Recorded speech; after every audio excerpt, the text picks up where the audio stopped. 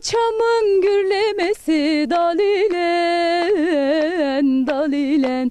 Koca çamın gürlemesi dalilen dalilen. Koç yiğidin eğlencesi yar ile. Hemen etmeli, nerelere gitmeli, sarılıp öpmeli ilimon yar. Hemen etmeli, Burdur'a gitmeli, sarılıp öpmeli ilimon yar. Haydi!